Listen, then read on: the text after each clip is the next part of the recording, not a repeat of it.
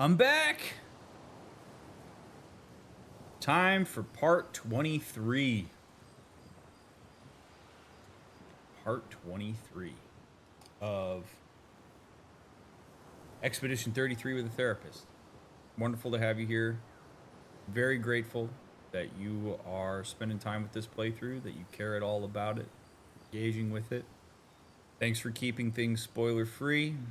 I know I've started to speculate a lot more, so please don't confirm or deny my speculations in comments, because if you do that, that's a spoiler and I wouldn't like that. So we have another camp episode upon us, it seems, so we'll see how long we stay here.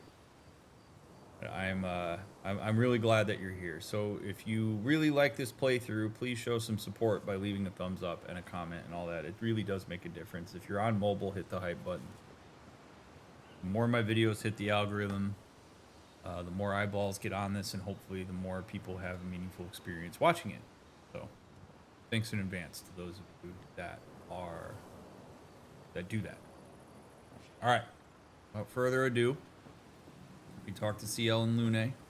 No storms rolling through tonight as far as I know, so we should be good to go. Let's do Monoko next. You're finally here. We are. You ready? Yeah. Want to spend time with Monoko? Sure do.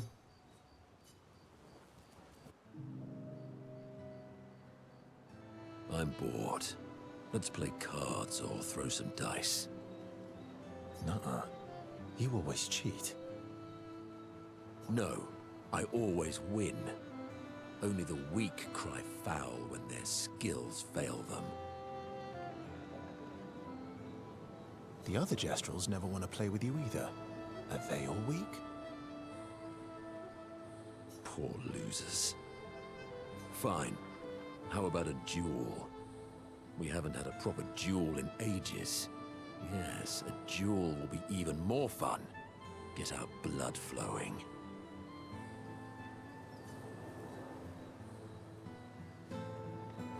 All right. Get ready to lose. Oh shit. Oh well.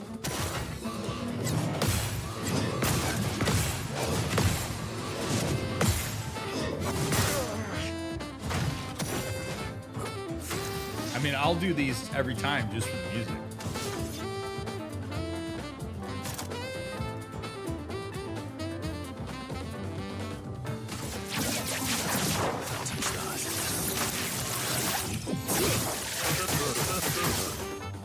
Just try it.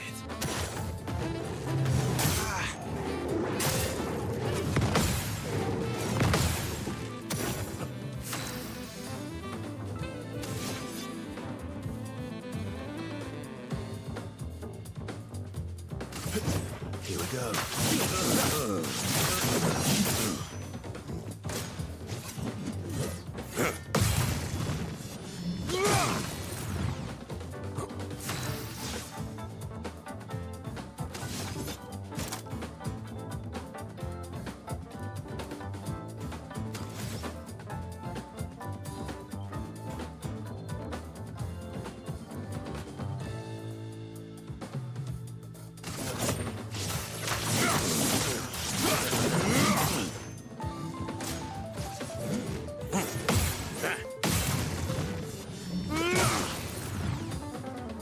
My turn.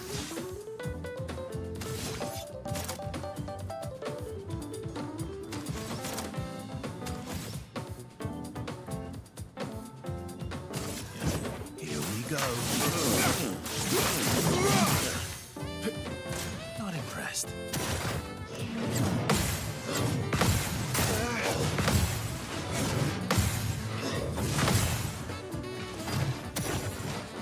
Cut him down.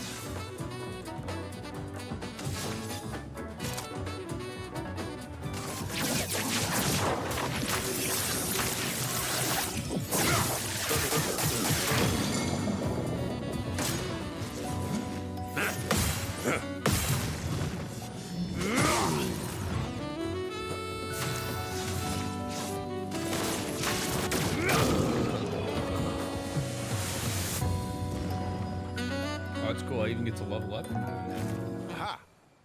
You, sir, have been defeated. You got lucky. What was it you said? Only the weak cry foul when their skills fail them. You're right. Or I guess I'm right, since I said that. You have grown more formidable than I remembered. Your skills are strong. I respect your win.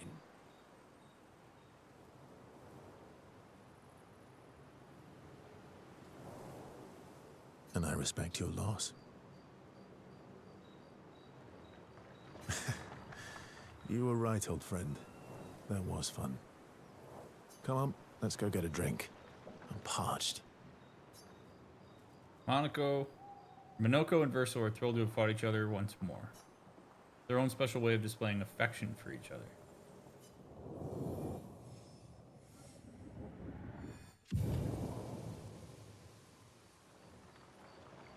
This duel reminded Monoko of some skills he had forgotten.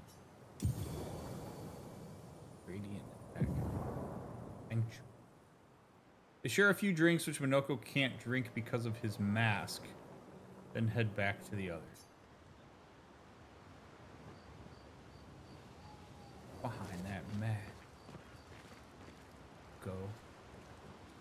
Monoko.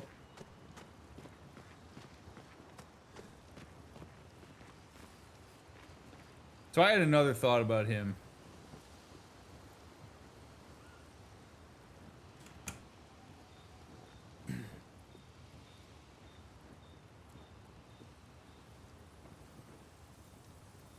Where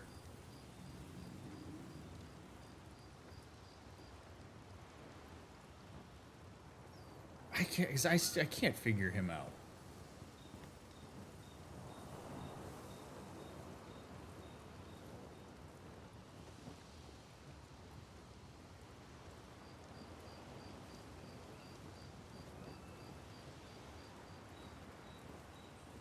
Because again, I can't figure out like if Monoko is like a manifestation of something, or if it's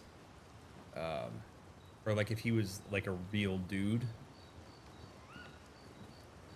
So like the one theory I had was that maybe Monoko is some sort of manifestation of Verso's dog, but then like now I'm wondering if, and there's like physical pieces that show like that to me represent that that very well could be the case.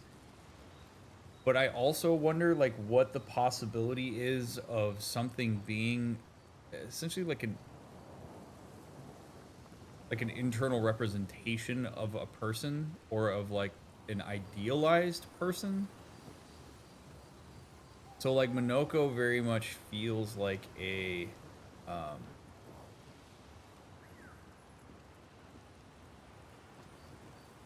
don't know, almost like either like a big brother, or even like a like the way that you wish you could converse with a parent when you are like an adult, where you're like, oh man, like it'd be really cool if I had a relationship with my dad where we could talk like this and be buddy buddy, and my dad would say he's like proud of me and that he's seeing things from me or whatever. Like I get the sense that Verso's relationship to Renoir is not great, right?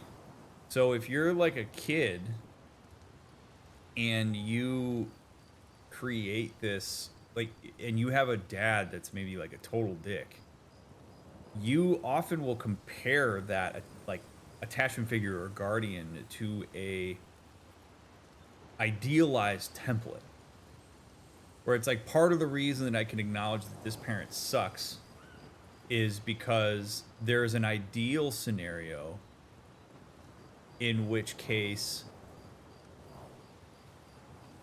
this person is falling short of it, right? So my dad is this cold guy that doesn't seem to be particularly interested in what I care about, and it would be really cool if my dad was somebody who like loved music and would tell me that he's proud of me and would acknowledge my development and all these sorts of things. And so Monoko can be like sort of a representation of that ideal, where like either he was like that, like either like Verso met him as a Gestrel and was like, oh, that's kind of cool. This guy sees that, and so I'm going to keep acknowledging. I don't know how many times Monoko has died or if Monoko has died. But, like, again, I can't get over the fact that he's marked. Like, his mask is marked in a way that the mansion was marked. And it has been this, like, crazy gnawing thing in my head ever since we walked through what I assume is Verso's room in the mansion of, like, why?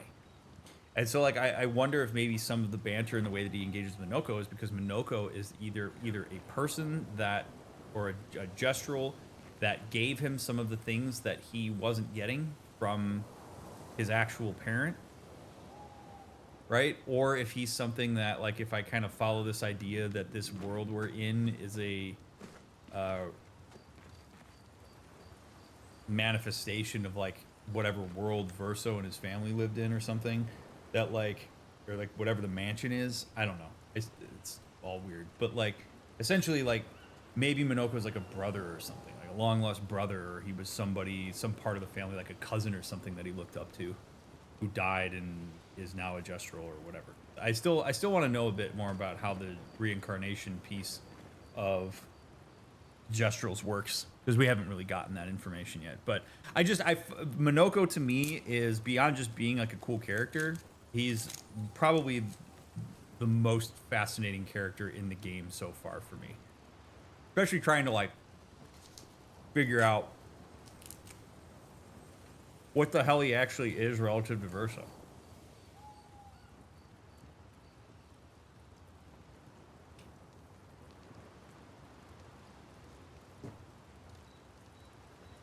So anyway, just more theory crafting, trying to figure it out. All right, what do you got for me, Maelle? Still thinking about what you saw? I wish Gustav was here.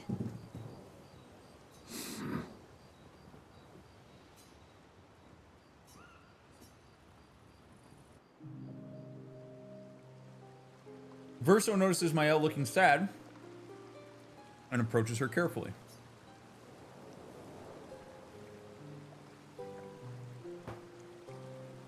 You okay?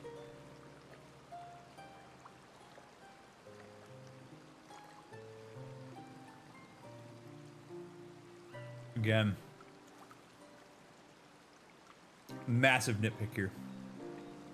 Massive nitpick. But if you want to add a bit more of an advanced tool to your repertoire, instead of the basic ass shit that you've been using, if you notice that somebody seems to be off in some kind of way,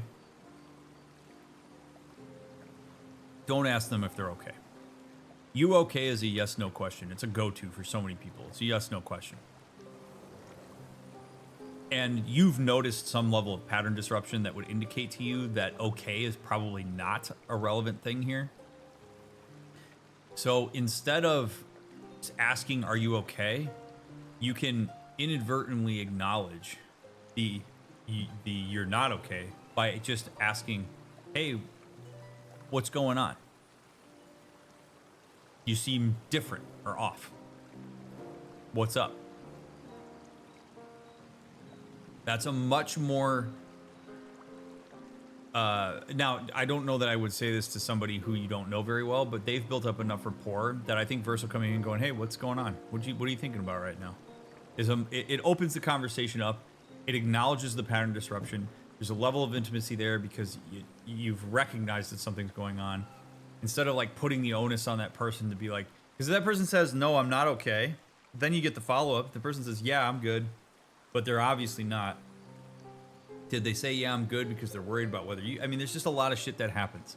So if you want, with people you have good rapport with and like a long-standing relationship with or some level of intimacy with, I recommend that you engage with something aside from you okay. And instead just say like, hey, what's going on? Or even acknowledging like, it seems to me like something's off. Yeah. Right? She's crying. She has tears rolling down her face. And she says, yeah. And now Verso is in a very complicated spot. Because do you take her at her word? She said she's okay. So I'm going to turn around and leave or crack a joke or do whatever I was going to do and just ignore the fact that there are signs that would suggest that she's struggling? Or do I push what very well could be a boundary she just set with me? That by saying, yeah, she's fine, she doesn't want me to do that. Like, do I acknowledge what's happening and break your boundary, or do I follow the boundary and risk not acknowledge? Like that, these are the complications that happen in this scenario when you ask a yes/no question here. She literally has tears in her eyes right now. If she doesn't want to talk about it, that's okay. Like Verso could say, it seems like you're not all right. What's going on? And if she's like, I don't want to talk about it, then fine. Or she answers the question. But this is the trap that you fall into when you ask that question. You asked it because you recognized that something probably wasn't okay. What's wrong? Even what's wrong is not particularly good. Again, I'm being very nitpicky, but what's wrong is not great either, because it may not even be that something is like wrong. And wrong is a very like relative term. It's a evaluate. It's like it's a complicated thing. Just ask, what's going on? What's happening with you right now? Make it about her and her experience, not some conceptual thing that might be wrong and that's what she's reacting to. It takes it away from the relationship and from the person. Nothing. Just thinking about Gustav and Lucien and everyone.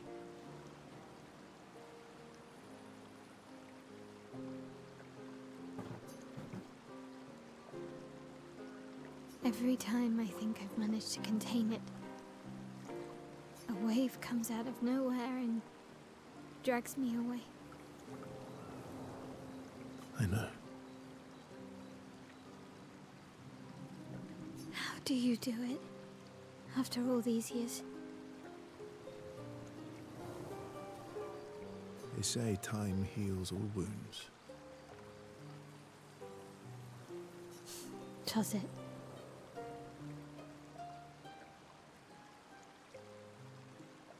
But I guess death heals all wounds too.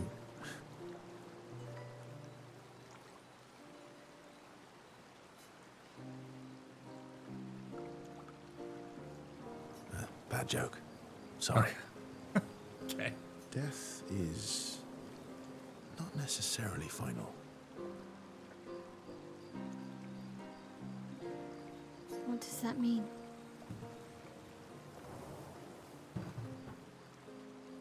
Gustav lives on in other ways, right?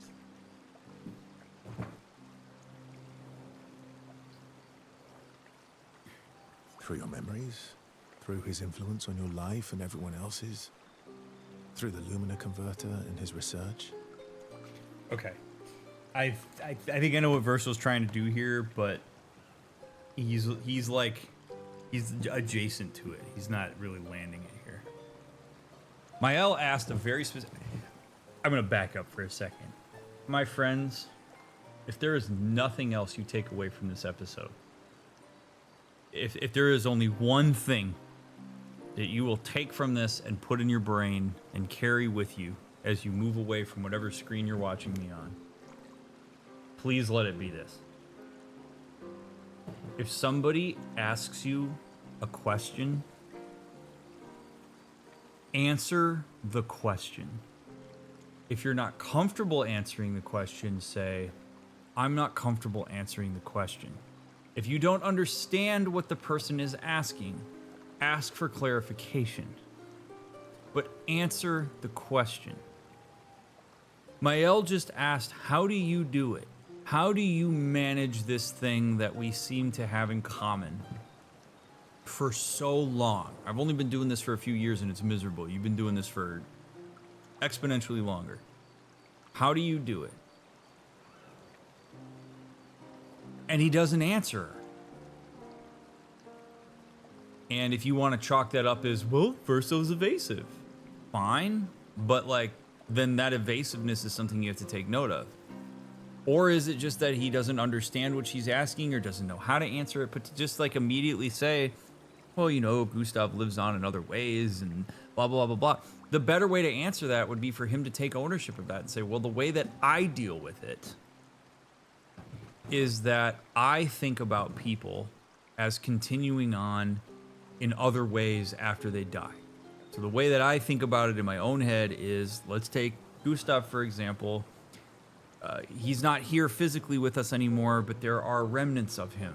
And so to me, he lives on in those things and in the way that we internalize him. So for so long as I remember Gustav, he lives on in my heart, in my mind. That's how I do it. That's a much better way of answering this. And I realize it's a small adjustment, but it answers her question. It makes it about him. Instead, what he's doing is he's kind of saying that, but he's implying in some ways that this is a universal truth that is the case for her too. And so if this doesn't really jive for her, then it's not answering her question about how he manages it. He's making these kind of like broad strokes interpretations and conclusions about things, and then I don't think he's like trying to imprint them on her, but he's just, that's why I say he's adjacent to it. Like, he's close, but she asked him a very direct question that he's obviously willing to, well, he's willing to answer in some capacity. So answer it instead of this. Yeah, that's true, but that's not very comforting when I'm missing him. Right, and I think the reason that she answers, the reason she says that is because Verso didn't take ownership of it. If Verso says that's how I do it, he could also then say, how have you been doing it, or what have you tried, or when I say that, how does that fit for you, or have you ever thought about that? It's a much better conversation. But she's like, that's not very comforting when I'm missing him, because it's not what works for her. Try talking to him. Oh, we going all Gestalt here, Verso? I'm serious. It helps. Or at least, it helps me. There you go. I imagine what they would say. How they would react to things. Which, of course, is incredibly... You know this because you've been watching this playthrough. He's incredibly biased in that. It's perfectly okay that he does that. I'm not shitting on it. But it is always important to remember that when you do that, and you try to anticipate how somebody would react to whatever, you're interacting with your own biased version of that person. You're not actually interacting with that person. It's fine if it works for you. It's just important to understand that. It helps me keep them alive in my mind. I'll try that. Maelle is skeptical about Verso's advice. She's not in the mood to talk, but also does not wish to be alone. It's all right. You can share space together. Verso understands. He sits with her in silence. Attaboy. Maelle appreciates the silence they share.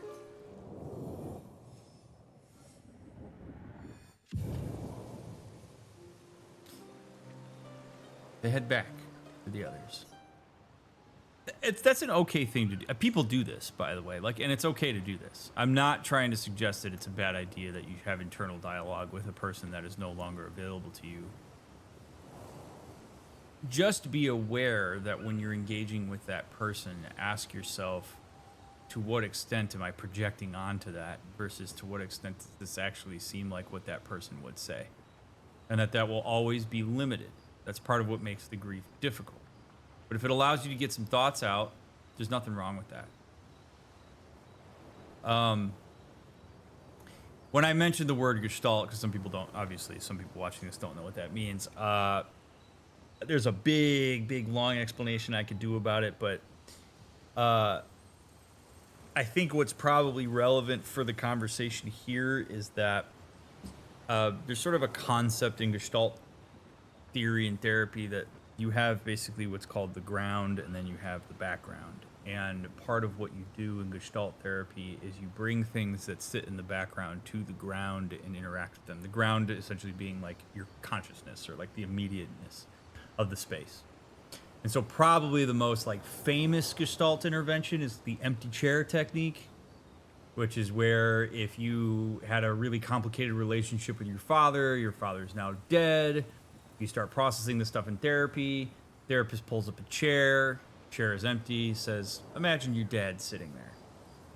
you're taking this figure from the background, you're bringing them to the ground, and then you're seeing what changes happen and how that person interacts, what they say, whether they say anything, how they say it, all that kind of stuff. That's, I think, what's... So when he says try talking to Gustav, he's basically saying bring Gustav to your foremost consciousness, bring him into the moment, engage him and your projections onto him, and see if that is cathartic for you. There's a lot more to it, but I'm going to leave it at that just for the purposes of this. All right. Esquier. I'm sorry. Me too. Did you know sorry was my first rock?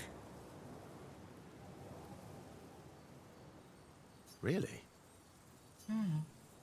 Francois was super jealous, but he got one from Clair instead. Wait. Francois has his own set of rocks. Why does he keep stealing yours then? Because we're buddies. Francois is so fun. I miss... Me too.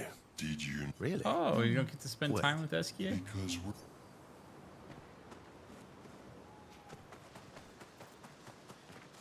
All right. Curator. What are you? I want to know. I want to know.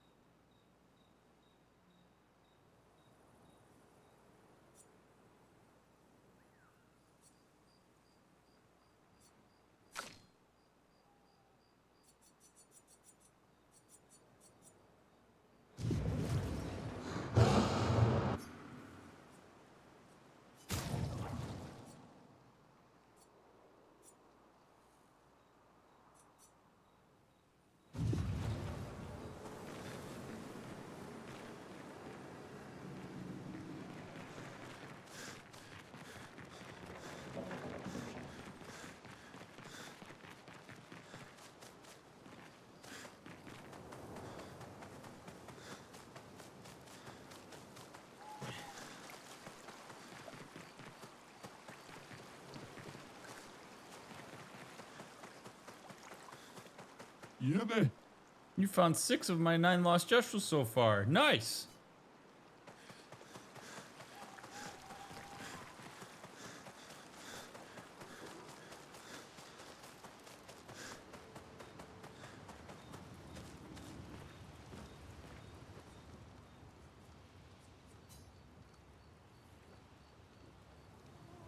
Maelle finds a spot where she can write. She spends some time writing in Gustav's journal to honor his memory. She writes about how they can now enter the Monolith, and they should finally understand everything. She hopes Gustav's apprentices will read this journal someday. This is gonna be some wild shit.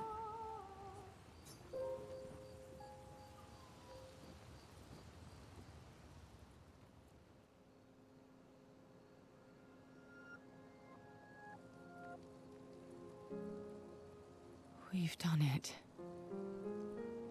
We're really going to face the Paintress. And finally break this cycle.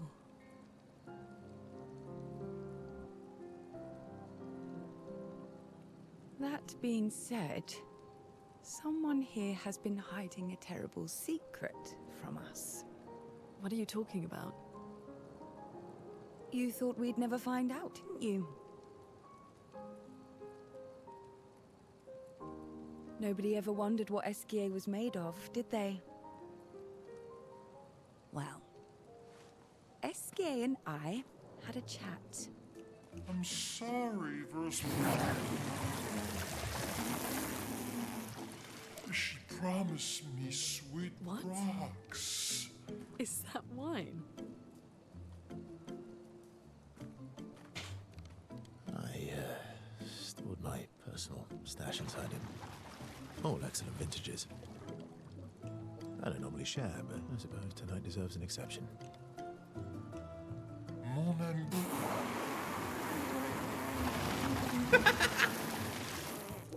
I told you to stop drinking alone. Next. To your great generosity. I don't know how you can like this.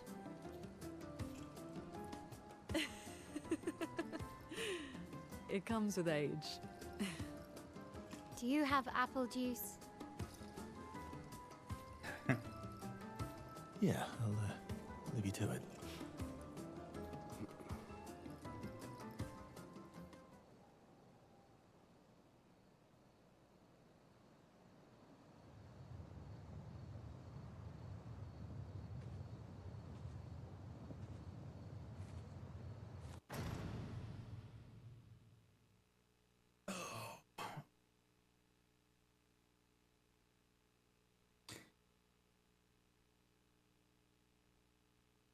This keeps ringing around in my head, so it's the only reason I'm wanting to say it out loud, I guess, is Lune, but also I think the group could use a gut check here. I think the assumption that now that we have this sword and can get to the paintress, we've done it, is very dangerous. Because that whole idea of we've done it is predicated on a foundation of a lot of incomplete data.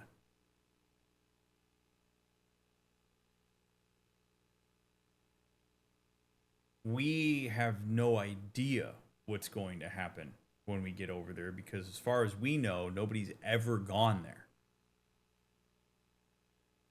We very well could pierce that veil and a swarm of paintress TIE fighters could show up and blow us to smithereens in 5 seconds. Like, the veil could be like the first line of defense on 50 lines of defenses. Maybe we'll go through it and we'll just stab her toes and we'll win. And the monolith will blow up and everybody will be happy and we'll get on a SKA and zoom back to Lumiere. But something tells me that's not what's going to happen. And I think the reason I bring this up is because as soon as you think you have all of the answers on something and you lock yourself in to it, particularly when the thing you're locking yourself into is a grand unknown, you put yourself at risk.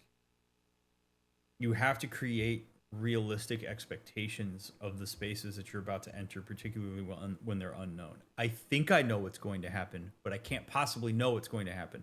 In the same way that we did not anticipate when we got to that beach that some old ass dude with a cane was going to walk up and wallop us. So we've already had this happen before. We lost good people because of it. So while we can be totally celebratory of the fact that we have figured this out and gotten farther than no expedition has ever gotten, we also need to be prepared to have no idea what's going to happen. We need to be on alert. We need all of us to be on the same page of, we're going to act when necessary, but we're also going to anticipate that anything can happen here. And this is also where you would want to create a leadership structure. Genuinely, leadership structure is important in these types of moments. Who's going to make the calls? Who do we trust when we pierce this veil to be the one that says, charge, fall back, go over here, whatever? Because in that moment, we need to work as a unit and be ready for this. It's so important.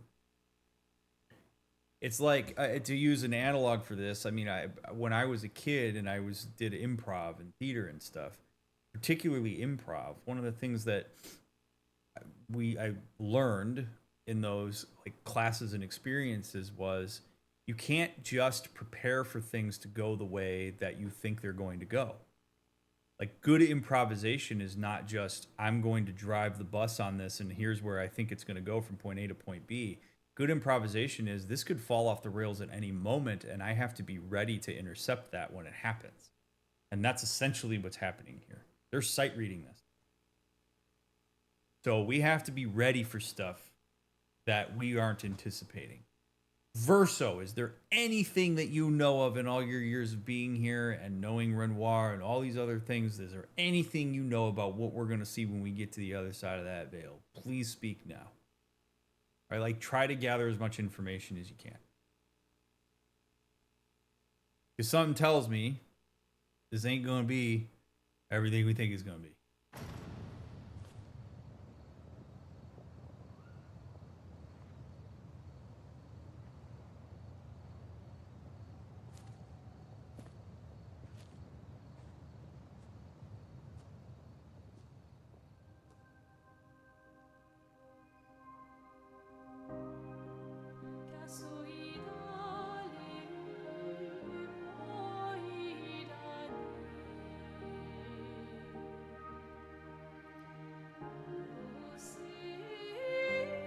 Okay, so immediately I think to myself, if she's just here, she's just chilling, she walks up here, stands next to Verso, my first thought, now I realize the rest of the camp ain't seeing this, but we're seeing this, is there's no way that she doesn't know we have that sword. She's gotta know. If she can just pop in here like this, she has to have been hanging out here. Or at least that's the assumption I would make.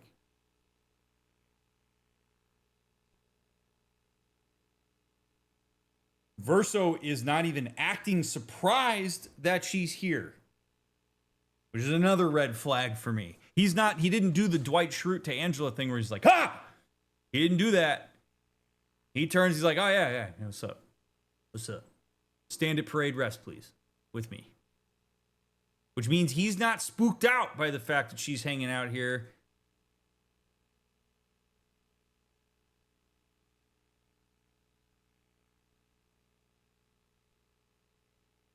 Like, sometimes when, like, I just, to peel back the curtain a little bit here. Sometimes, like, reading this stuff is not really as profound as it's. Like, it's not, like, I'm not some kind of, like, relational savant picking up on some of the stuff that we pick up on in these playthroughs. Like, sometimes it really is just comes down to asking yourself, does the reaction of a person in a given context make sense relative to what you know about it or what you think you know about it? And if the answer is no, then follow the logic train on it as best you can, right? So if the veil is something that has never been pierced before, as far as we know, these Axons have never been killed. Now they've been killed. Now we have a sword to go through the barrier. That would be a monumental threat to the people who want to preserve it. People who want to preserve it, as far as we know, are Renoir and her, I guess, because she hangs out in the mansion and she doesn't say anything. And she's familiar to Verso. You wouldn't want them to know that you have the thing that will help you destroy the thing they don't want destroyed. So the reaction that would make sense if that's the case is that she shows up and Verso goes, oh shit, what the hell are you doing here? I mean, if he's playing 4D chess and he's like, play it cool because if I act weird, then she's going to think something's up. I doubt that's the case. He like literally is like, yeah. Come stand next to me. You've been here the whole time. This is spooky shit for me. If I'm the camp and I see this, I'm like, whoa, buddy. Why are you so chill with her right now? What do you know right now that we don't know? We got this sword. We got to protect it at all costs.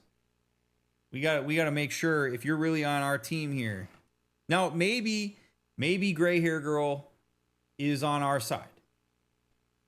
Verso hasn't told us that that's the case, though.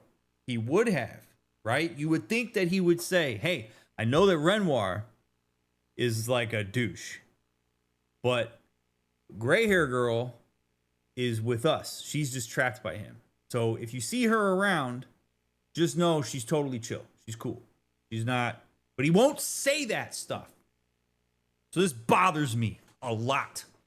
This bothers me profoundly right now that we are seeing this. If for no other reason, then he would look at her and go, you really shouldn't show yourself around here. Because it's going to spook everybody out. Yes, I recall the relationship he has with her, but the problem here is she's here. The camp doesn't know she's here. We have never gotten enough information out of him to know that if she showed up here, she's safe. Like, this is either a problem with the writing and representing to us in a meaningful way that this is not a jarring moment, or this is a problem with Verso. It's one or the other. And the game is mostly well written enough that, like, this is shown to us intentionally here. And what I'm saying is my alarm bells are going off because this does not make sense to me in the context of what he has been showing to us throughout this.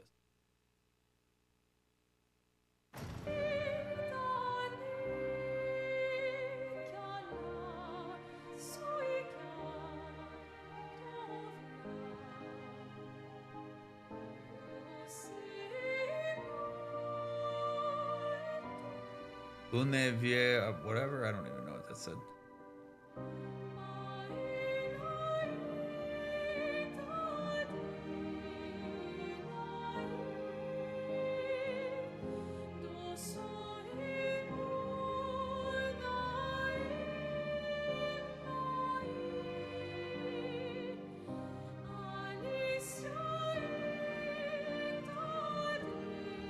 My beautiful sister doesn't need this ugly mask.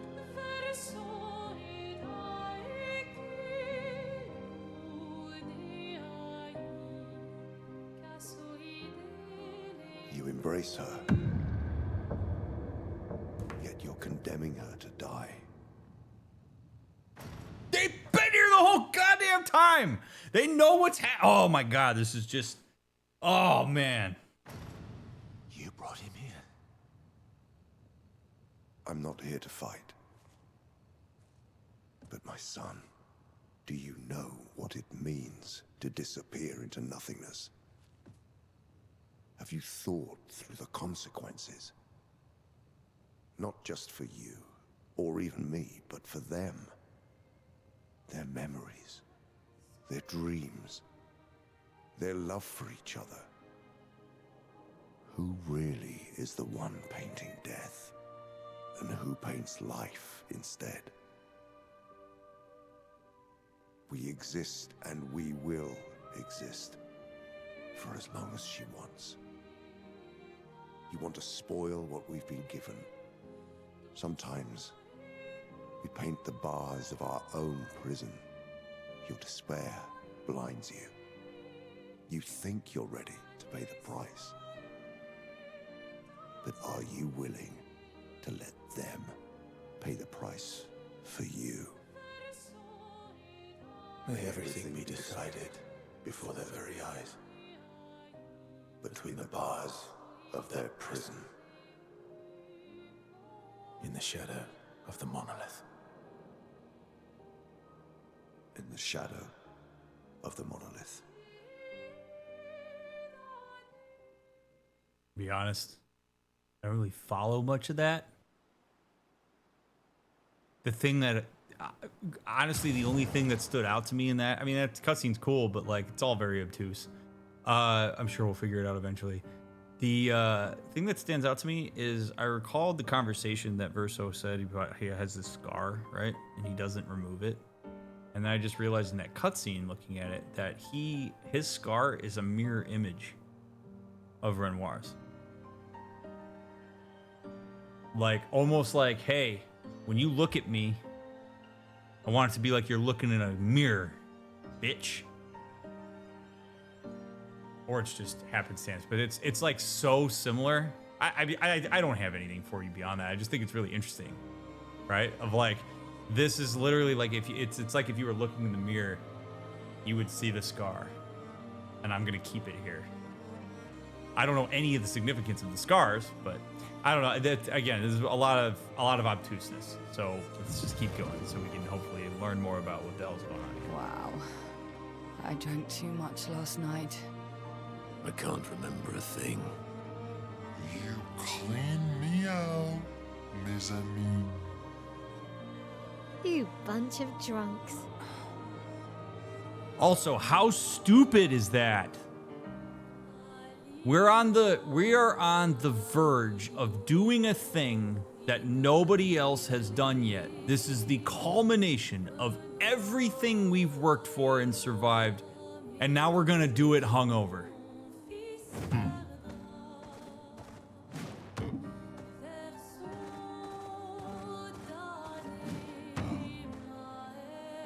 I am speed.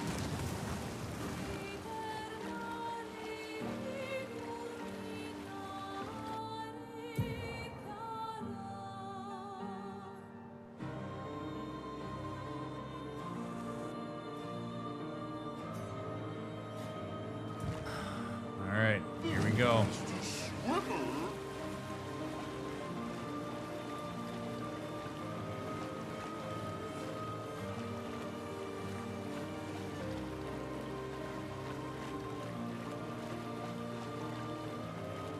We can finally reach the painters. Let's make sure we're well prepared beforehand. We still have a little bit of time.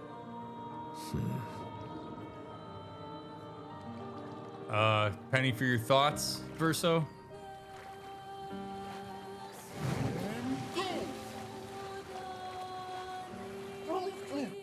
I think I've done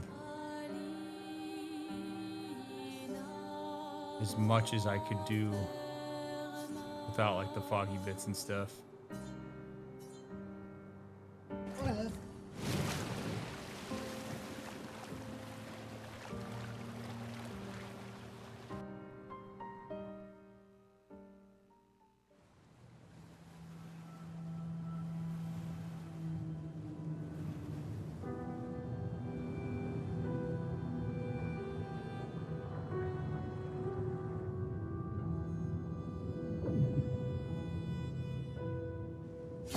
I don't think Luna is the one that can use it.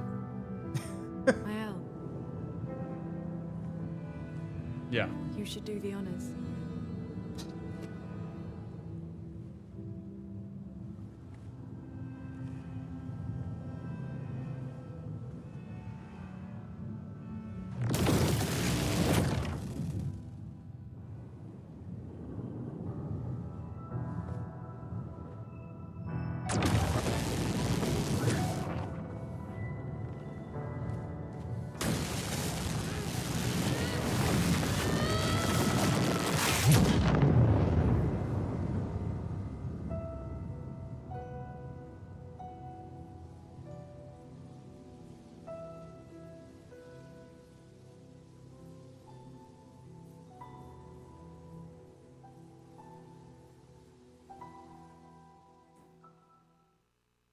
Wow, those painters didn't even look up. Like, we don't even get a like, huh?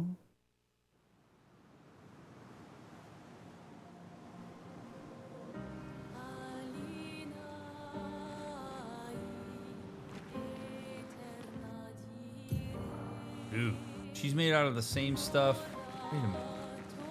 What the hell? Can we talk to this? Okay. Wait, what did that say? Double pure? Swimsuit on.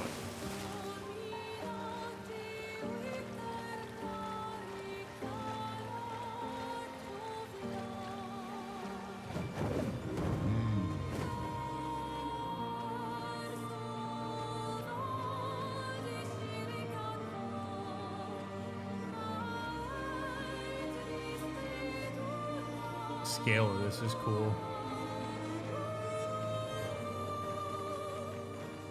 All right, friends.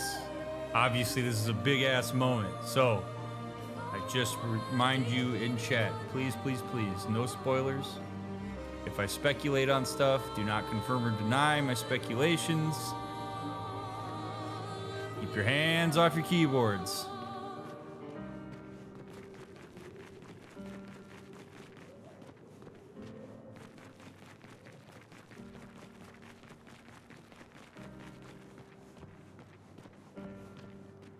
All right, yeah, Monoko, let's try to get that. Let's try to get this foot. Get the paintress's foot.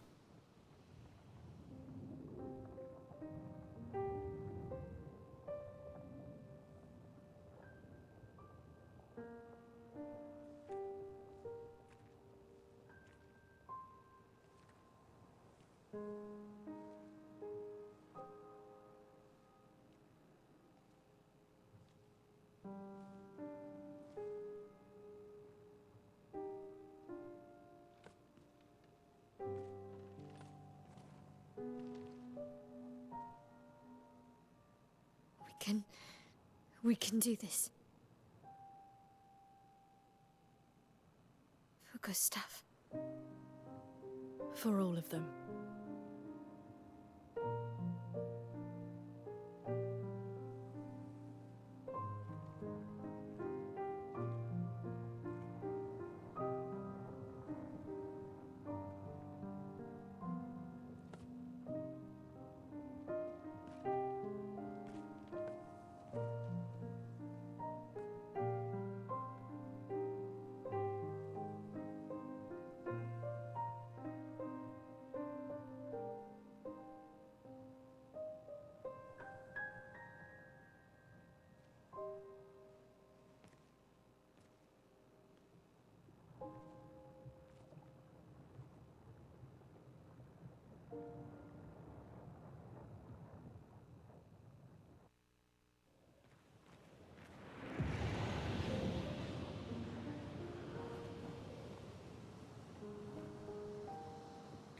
This is like got chosen one. I'm coming vibes to it. Like every time we get close to her, then all of a sudden the next time we're farther away from her again. It's like we just keep going toward her. Look at that, expedition 000.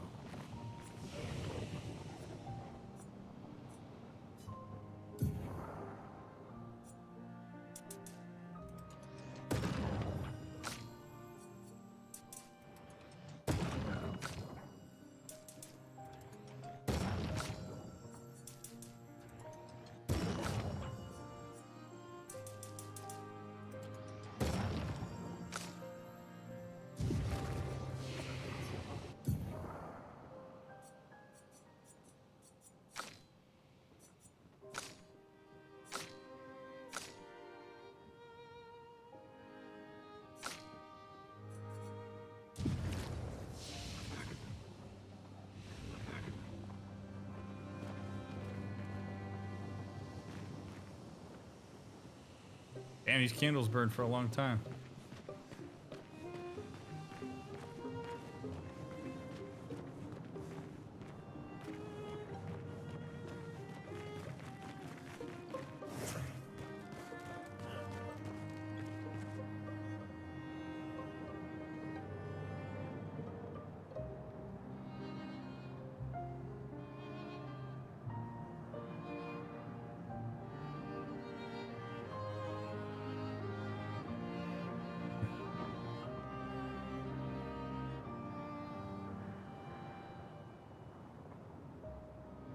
Okay, I thought I saw it in the cutscene. And now... Okay. Blur your eyes a little bit when you look at Monoko. When you look at his mask. It's not random symbols.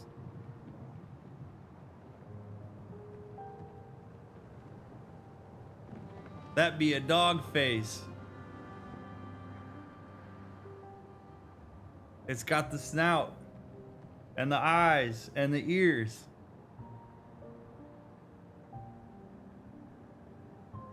When he turned at him in the cutscene,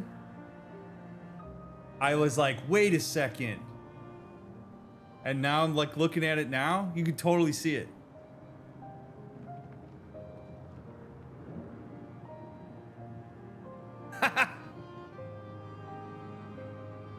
Am I crazy? I swear.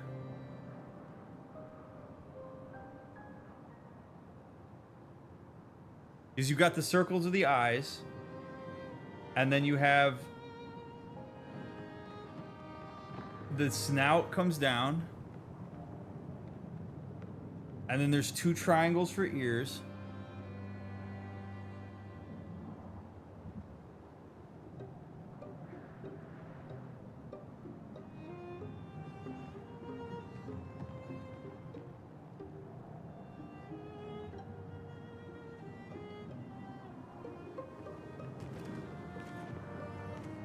I don't know. Maybe it might just be confirmation bias because I already kind of think he might be the dog. But like, yeah, I guess it's a Rorschach. I mean, maybe again, might be confirmation, but I swear to God, it was so weird. He like turned in that cutscene and looked at him, and I was like, that looks like a dog face. And then like looking at it now, I like can't unsee it.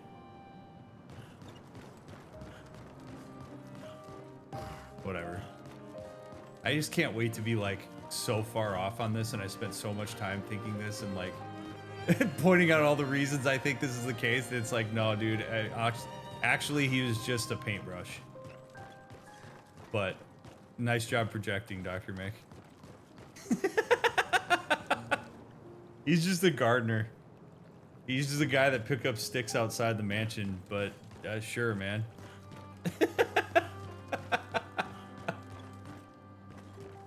All right, enough about Monoko. It's not as important here.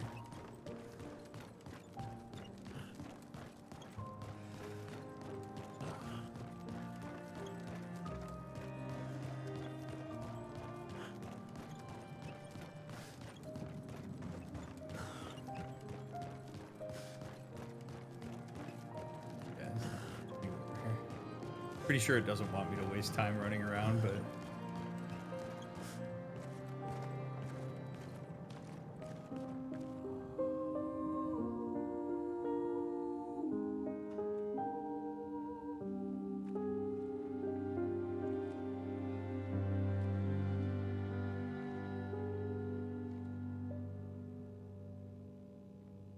Sors et fuis, je t'en prie.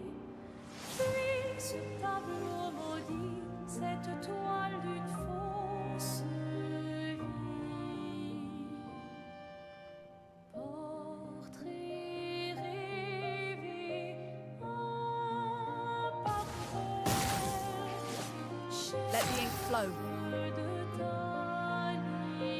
Okay, so we just... Okay, sure. Nullified. Taste of battle. Okay. It's not gonna go well. Nullified. Knock, knock. Nullified. Paintress doesn't seem to react. Yeah, she didn't give a shit about this. Nullified. Now, will Maelle do something? Nullified, nullified, nullified. A bit of violence, yes.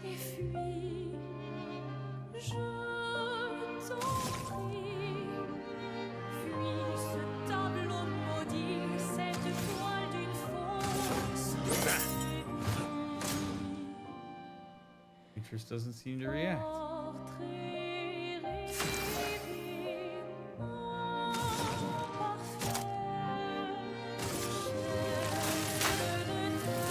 Lightning, strike!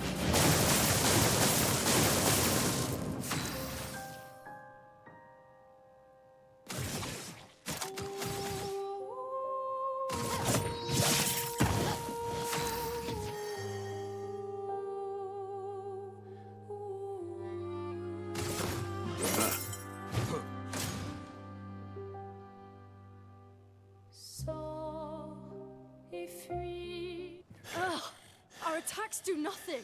I don't understand. The gradient attack should work. I didn't do any of those. Wait, Maelle. I don't think this is...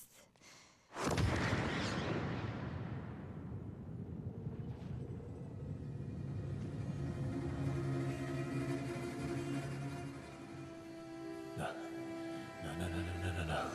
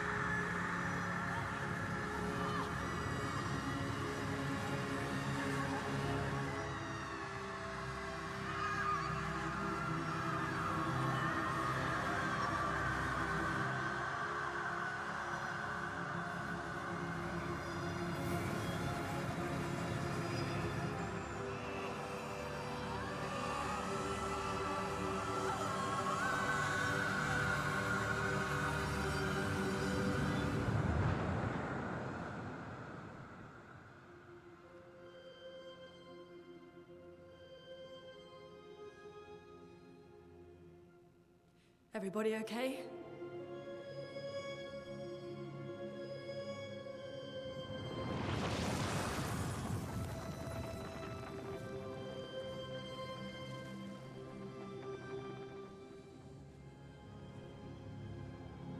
Follow her. Quickly. What? This might be our only chance. Yeah. Okay.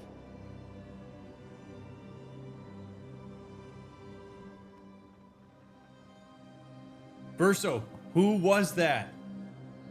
Why is nobody asking that question? Who was that?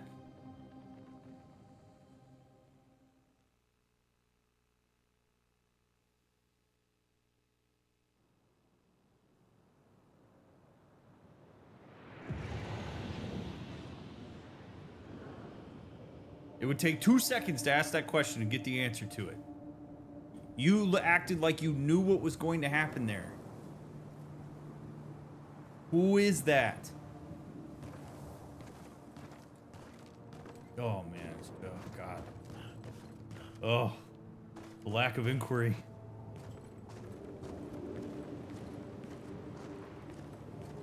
We are inside the monolith?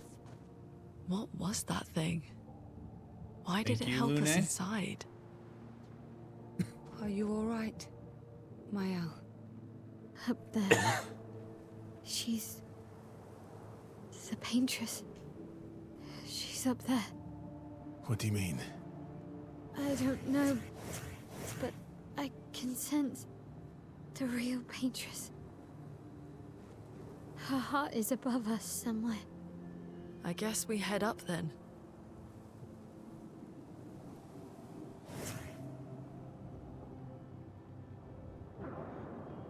And you probably didn't see it because it was cut off on the screen, but old Verso didn't answer the question. He just was all ellipses. Appreciate Lune asking the question.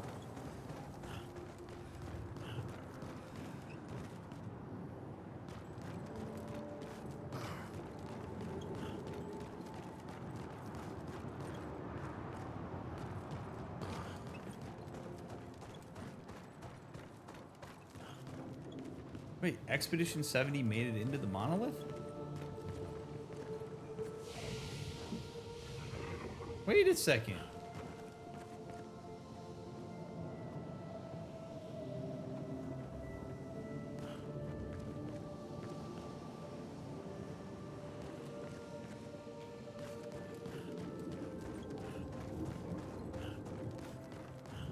Dude, there's so many questions.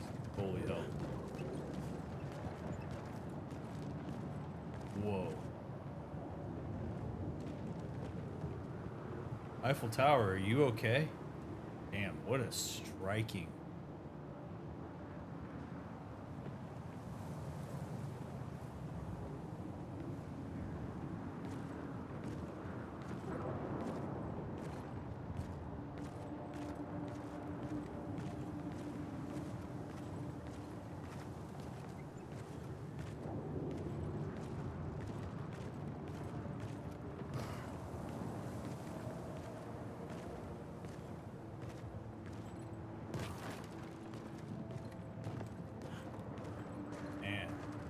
Awesome.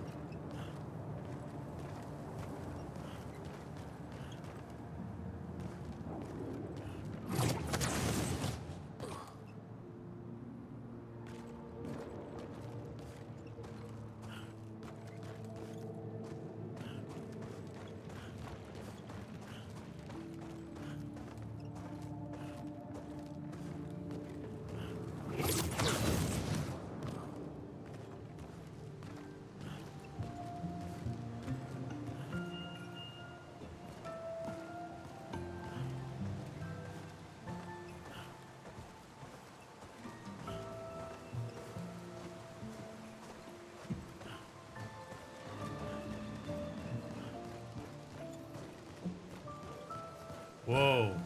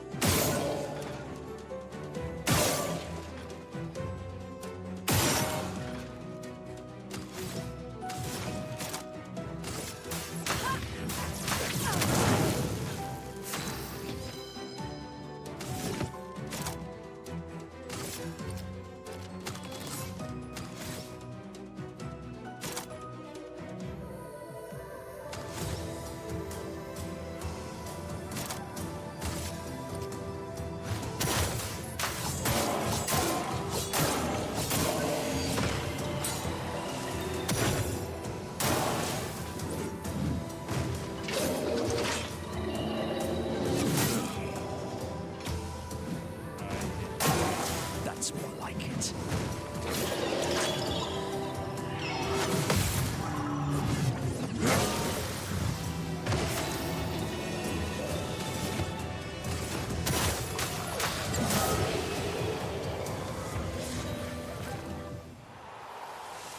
Lancelier's foot. Oh, kitty man. Nice.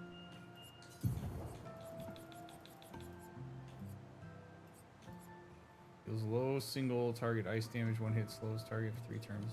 Okay. You wanna come up here? Trying to come up here, kitty man? You wanna see what's inside the monolith too? Say hi to the people. Hi to the people.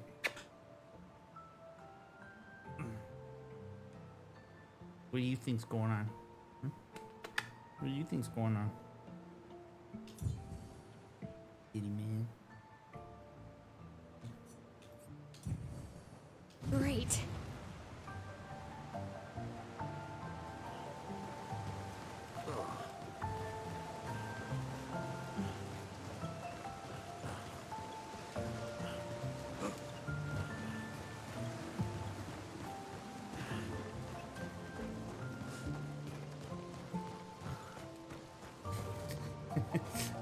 Kitty man, do you think Monoko's mask looks like a dog face? It does. I swear it does.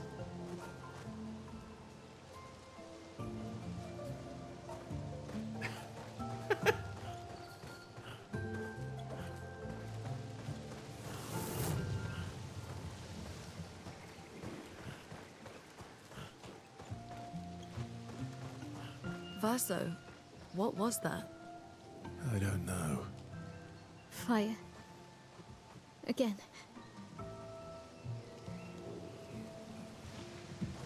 I would prod him more.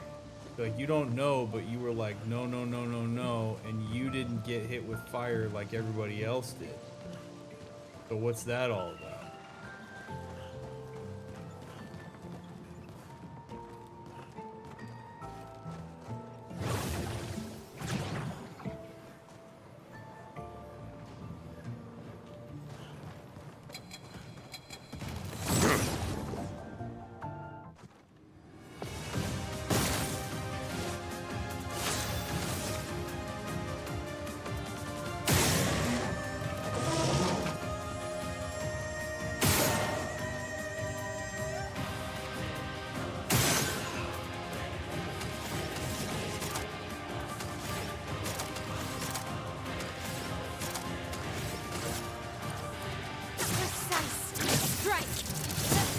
chroma is flowing.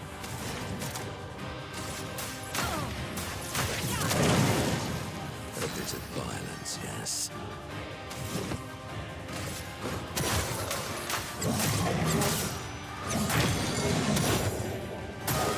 Careful, Maelle.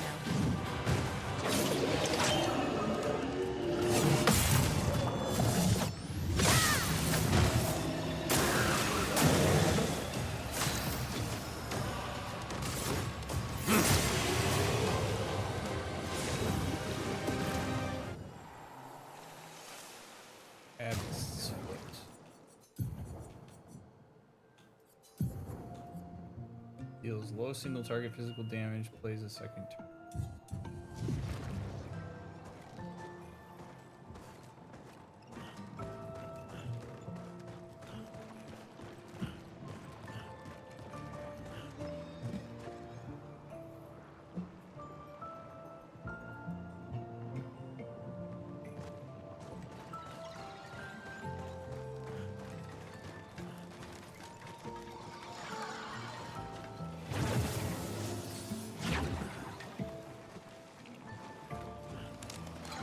What are these little duders?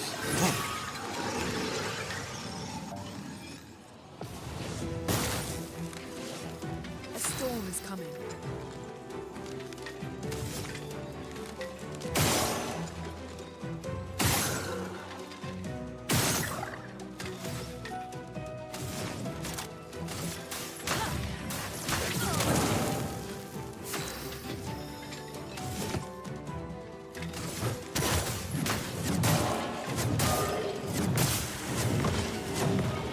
I am bold.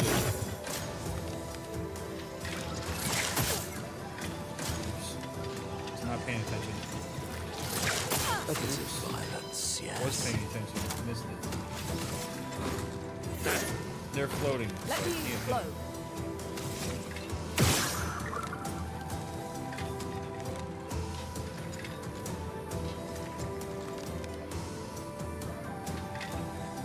Yeah.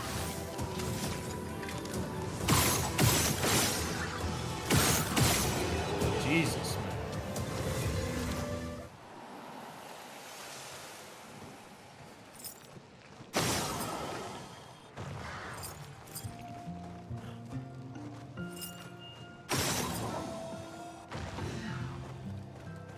I do find it very interesting how like cheery this music is. You got for me. There we go.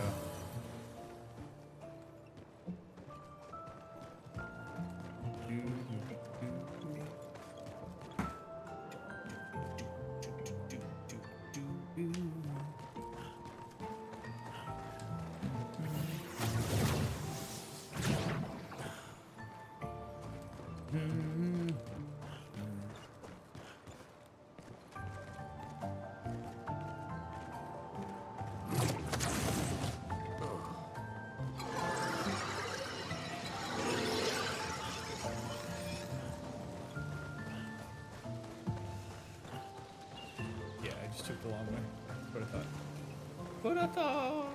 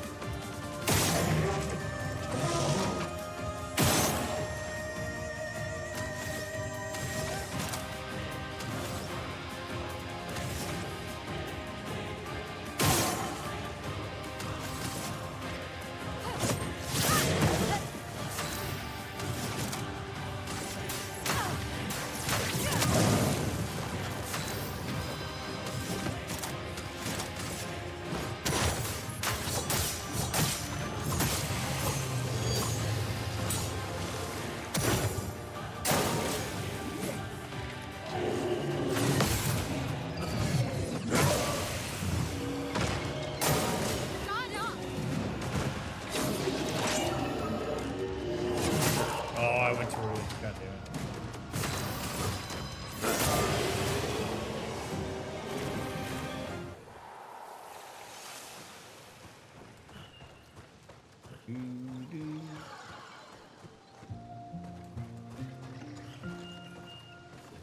Who dis?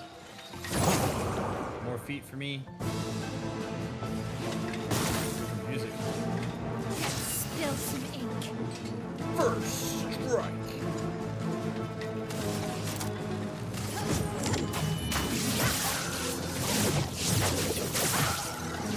Let us stay.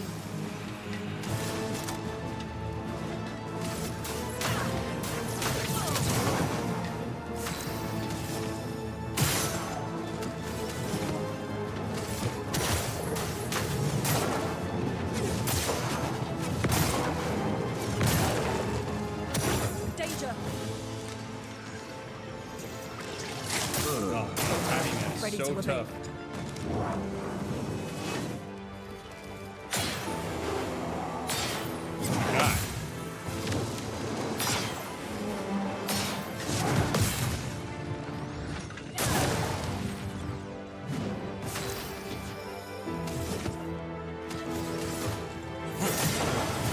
I'd love a dance.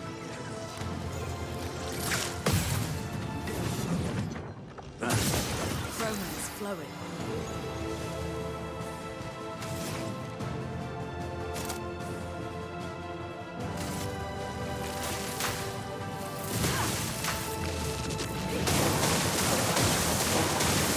Anja!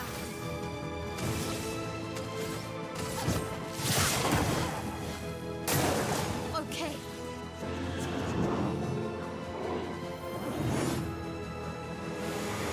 Oh,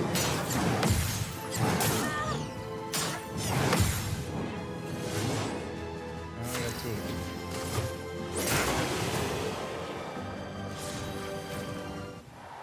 Claire's foot. Claire! When do I get Obscur's foot? Deals a medium light damage to all enemies, applies powerless for 3 turns. Enfeeble, folks.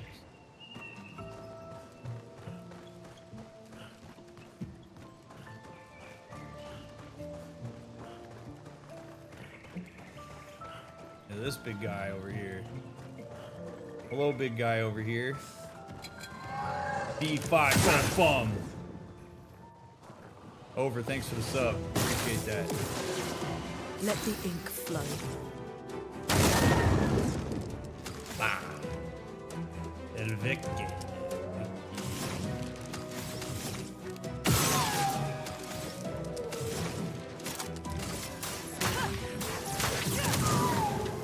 Violence.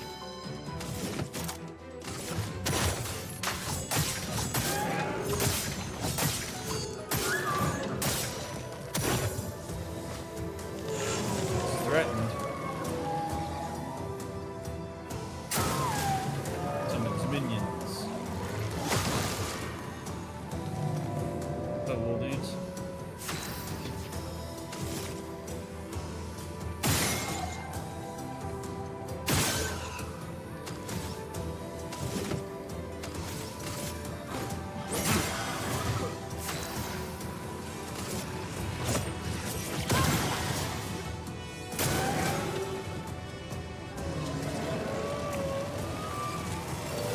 It likes you. It likes you. I'm ready.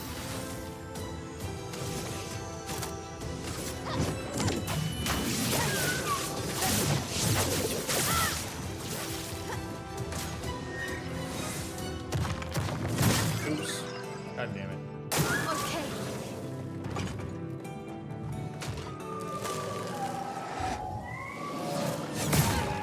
Oh.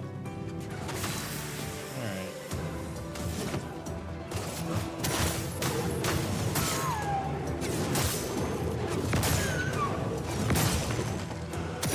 Renoir is flowing. I'm ready.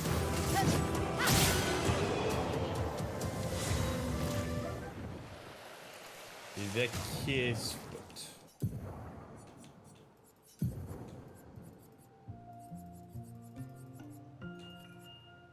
Deals high single earth target damage, applies powerless for 3 turns, 1 hit, heavy massive increase. Do I like that more than the Stalactite? No, I don't. At least I don't think I do.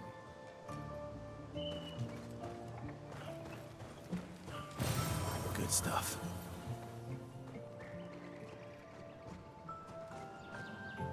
Look at this. It's so cool.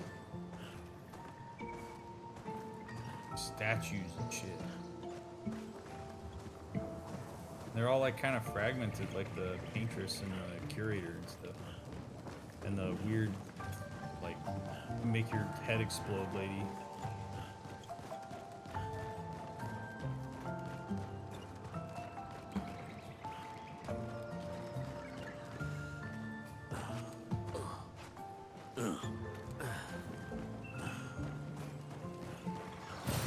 Perfect. Things I do for loot.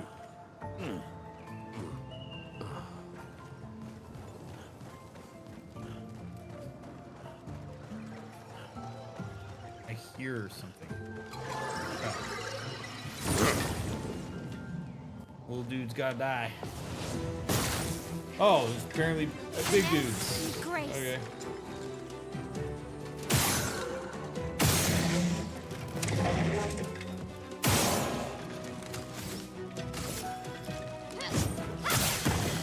The storm is coming.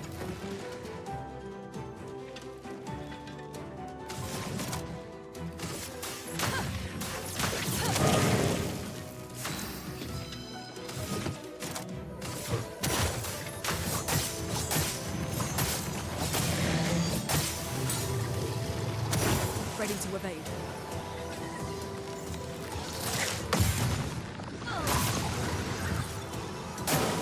Monoko, Harry.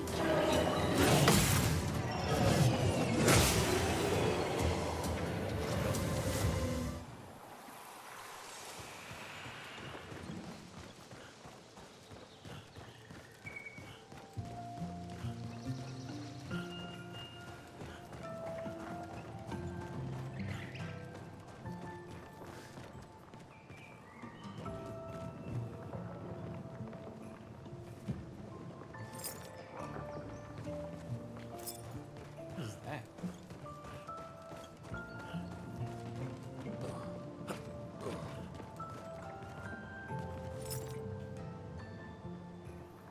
Like that looks like it's like a person or something, right? Like you got the long arm with the mitten, arms, bones, head, torso, legs.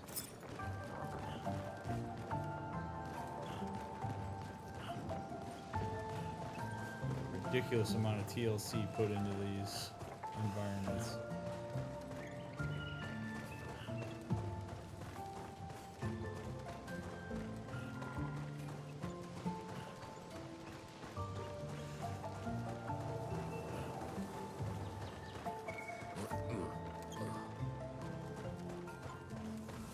Again. Teaching her children to paint, huh?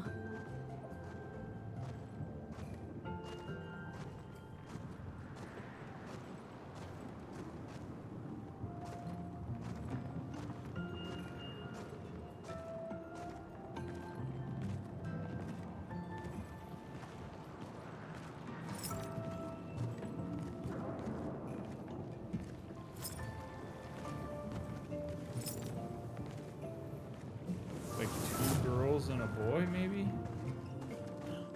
Just based on gender stereotyping the clothes.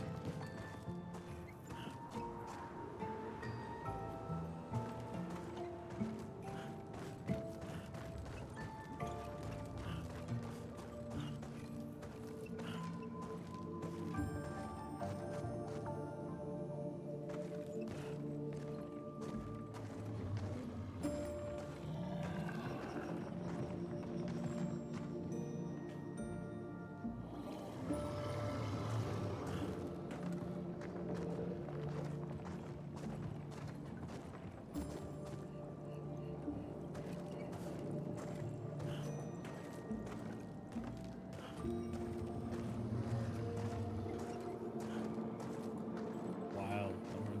Underwater again. Oh, the lighting in here is so good.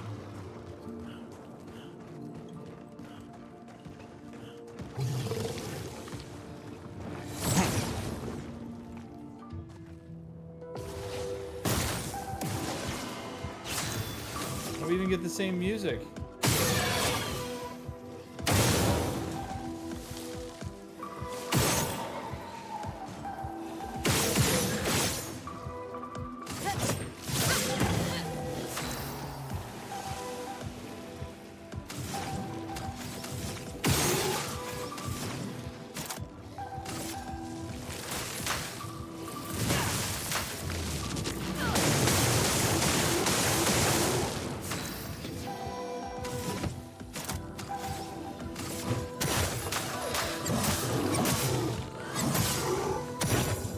On me.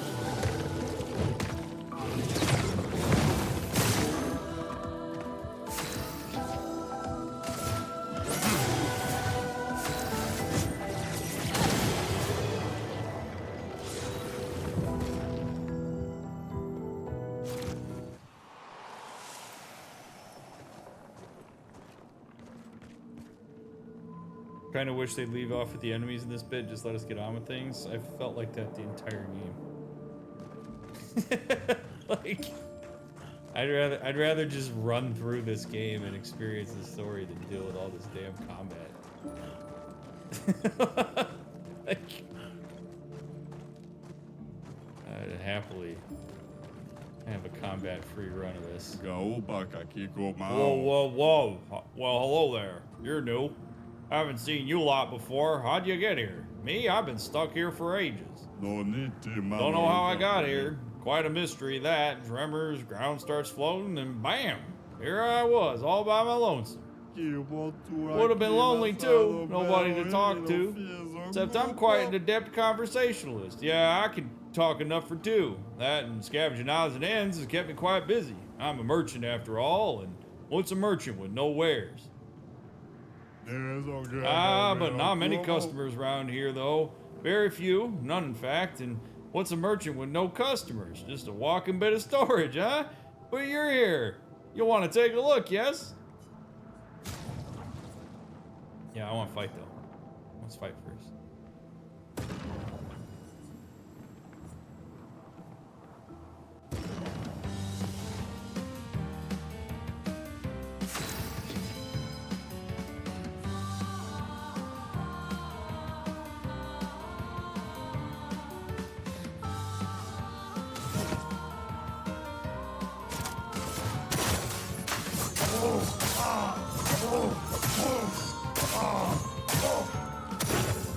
That's more like it.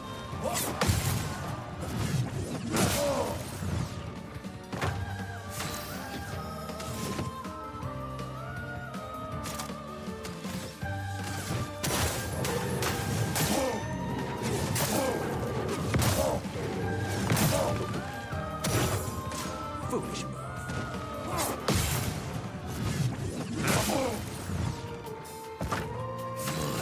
Lovely feet. Whoa, more duels, please. Yes, indeed. Yes, yes. You've definitely earned the right to shop my choicest goods. Energizing cleanse. Spell the first negative stats effect. Bragaro. 3 aim shots. Spin the bestial wheel to a random value. 3 aim shots deal 100% more damage with all masks except Almighty. Ooh. I will purchase that.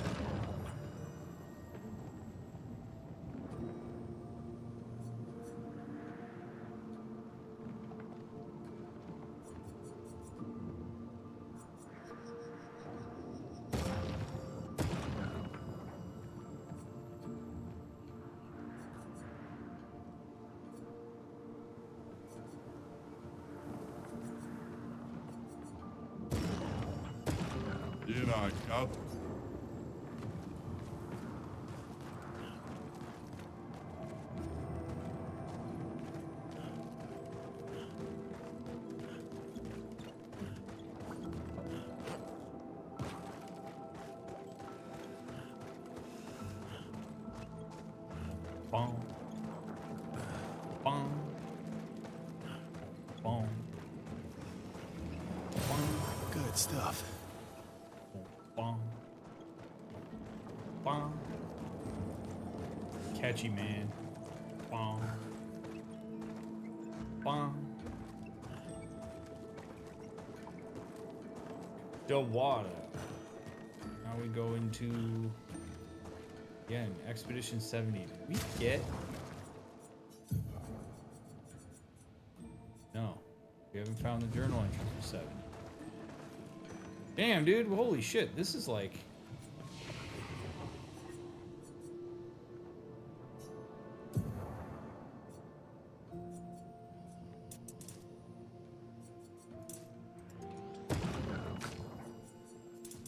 This is a lot more involved of an area than I was anticipating.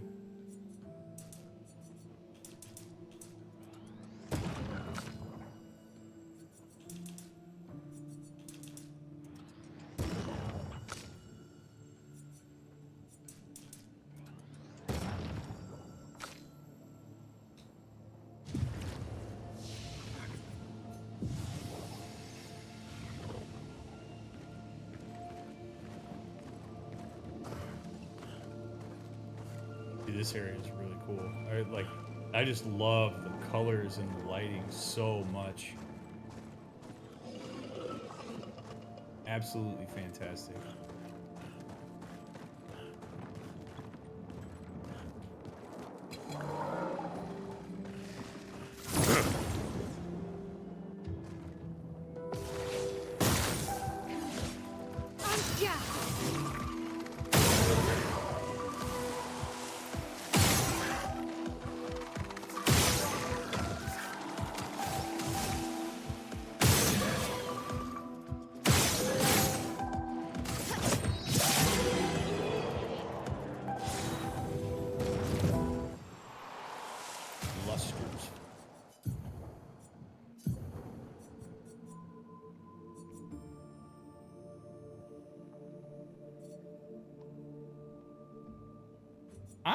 Interested in this.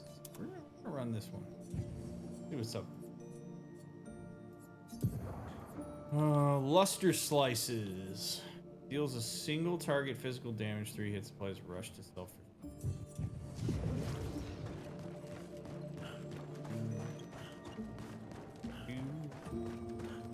Playing this on an ultra-wide monitor must enhance the visuals even more. It does indeed. Very cool. Ultra-wide monitor is one of my favorite investments I ever made in like my gaming experience.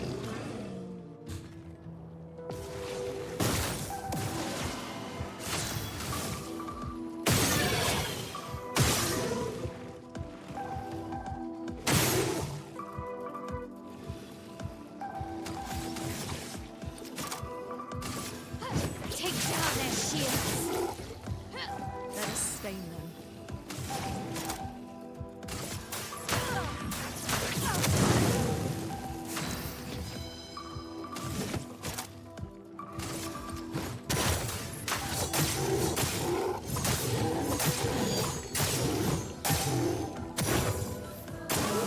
Let's dance.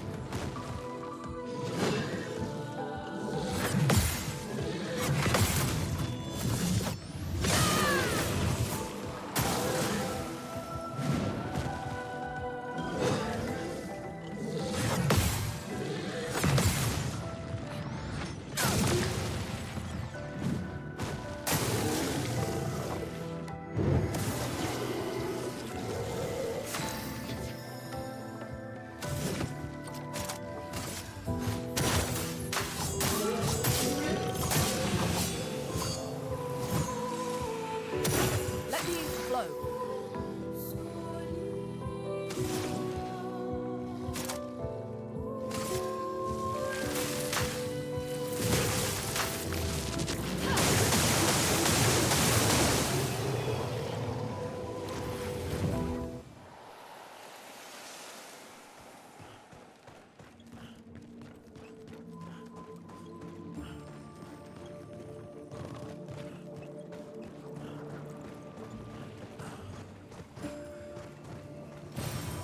Nice.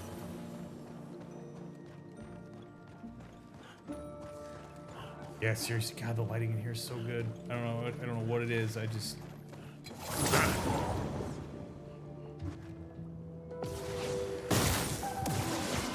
God, another one of these guys? Jesus.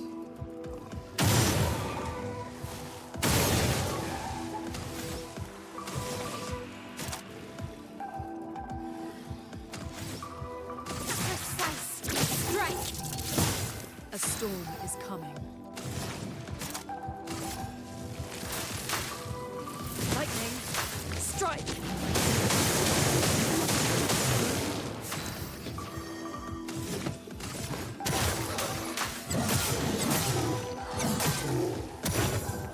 Your turn to dance.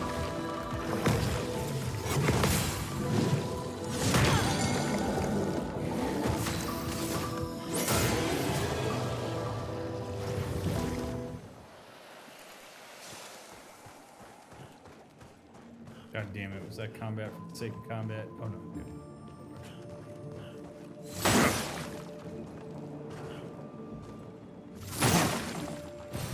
Great.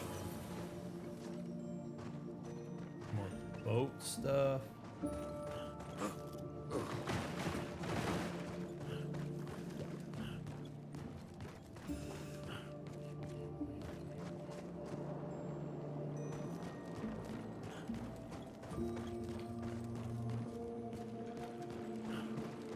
Another one of these. Cool.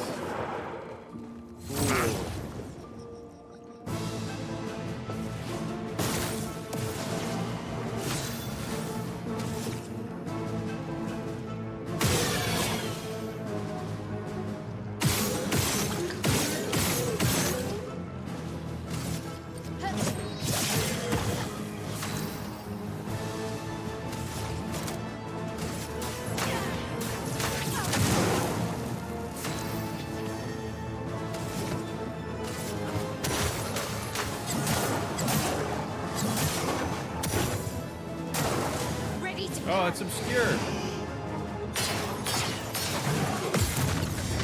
I literally was just joking earlier, and now it literally is. Let's dance. A bit of violence, yes?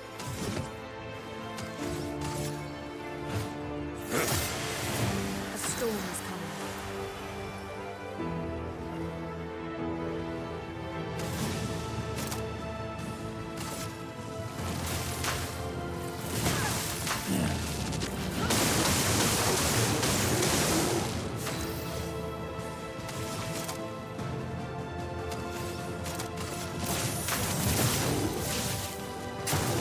Ready to parry.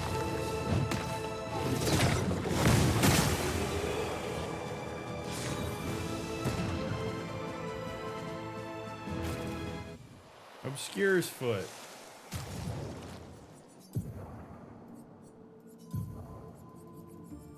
Obscure sword. Deals high single target dark damage, 5 hits. Deals more damage against powerless enemies. Heavy mass increased damage. Ooh, that actually might take over for. Ooh, but yeah. I have so many physical damage.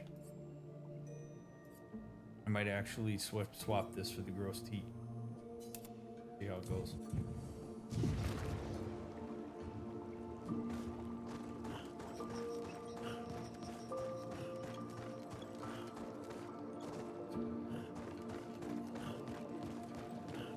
Oh, let's go. Hey, look at this. Now we're in the gestural area. Expedition 60 somehow got here.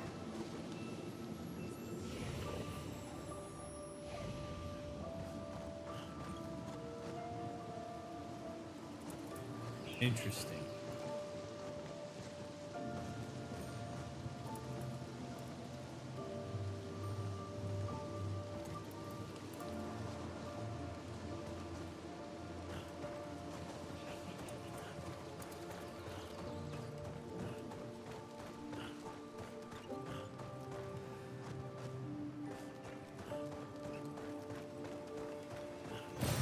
What have we here?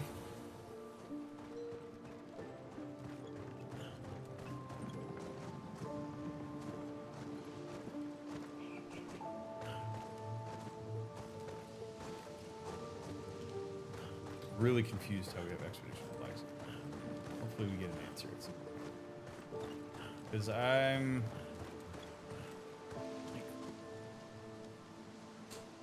I was expecting that this was going to be like Death Egg Zone in Sonic the Hedgehog 2, where you get here and you like you don't get any rings, you don't get any lifelines. You literally just have to run through here because or we plant our flag. We're like 33. Look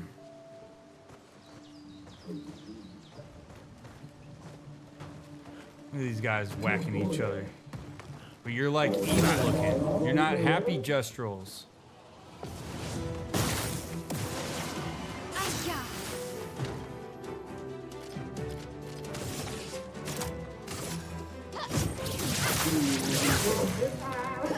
Let the ink flow. Yeah, Sonic the Hedgehog 2 is the first video game I ever played in my life.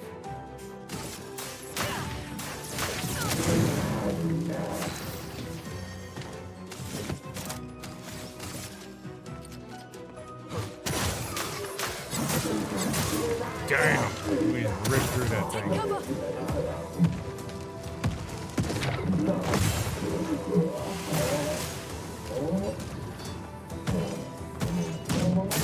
Oh shit! Look at the violence, yes. Let us stay. Brace yourselves.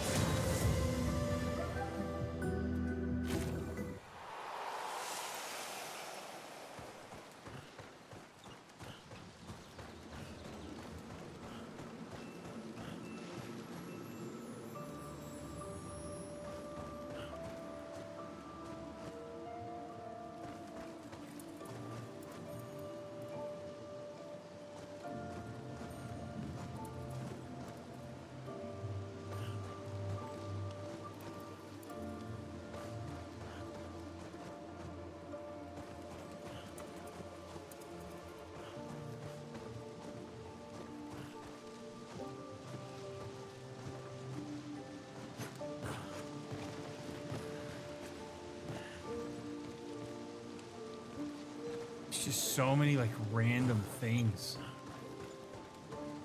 It's really cool. It's just like, man. Interesting. Why are you here?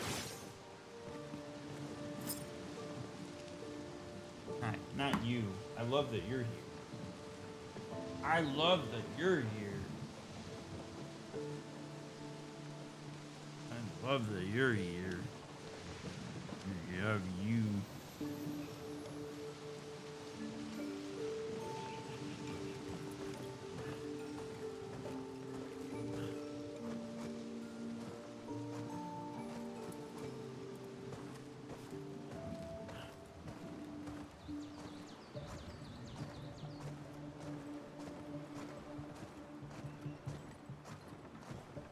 Oh my gosh, look at that. That is so unnerving.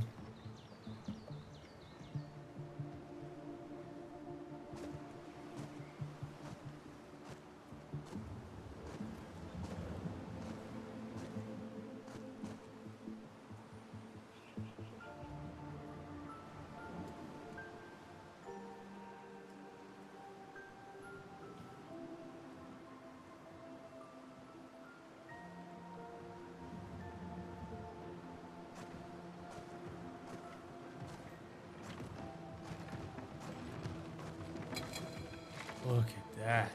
Holy shit, that's intense. A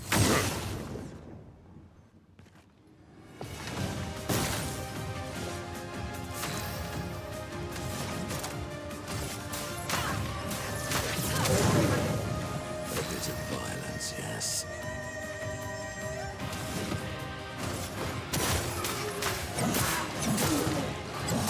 Ultimate Sakapata. Makes the fight seriously and raises its shield. Ready to parry.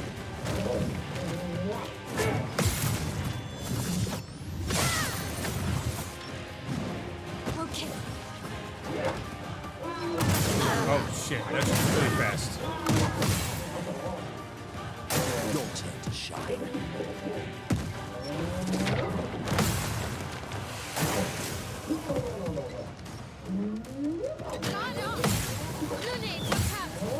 Foolish move.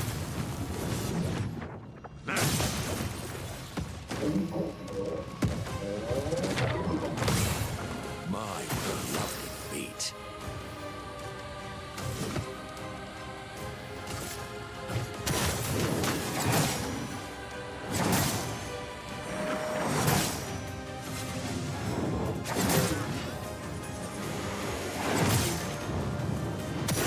Let us slay. Honestly, I hate that attack because it's so slow.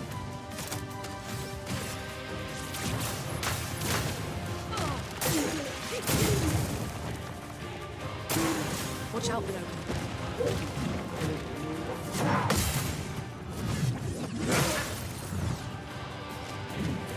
Careful, Maelle.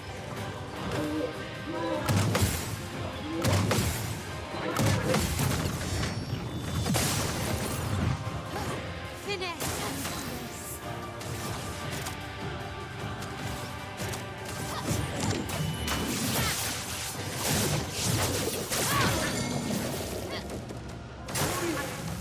A bit of violence, yes.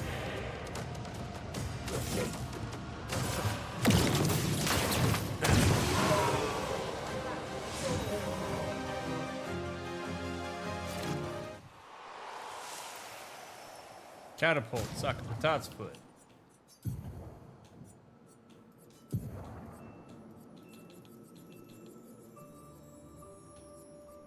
Deals high physical damage to all enemies, increased damage to marked target.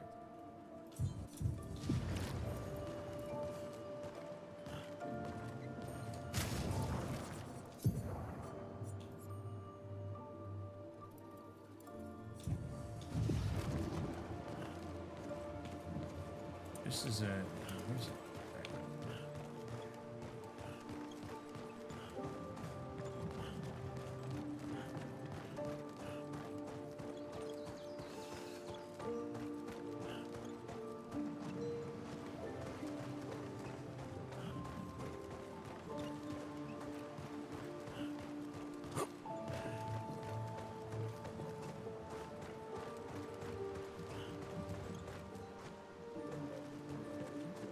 These are not particularly jolly looking sake patats. That or they're just cold.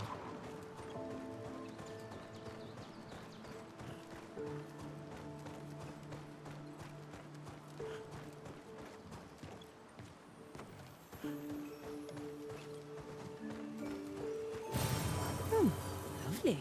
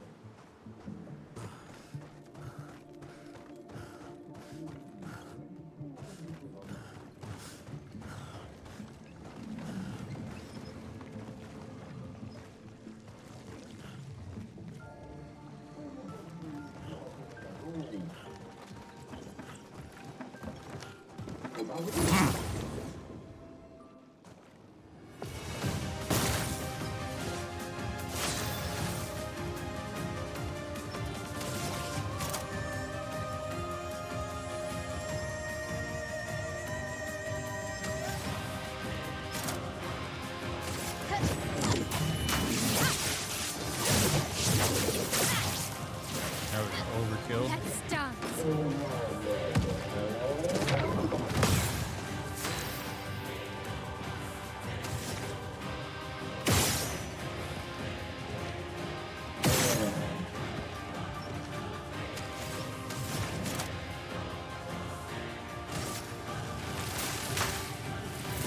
Lightning, strike! Sweet taste of battle.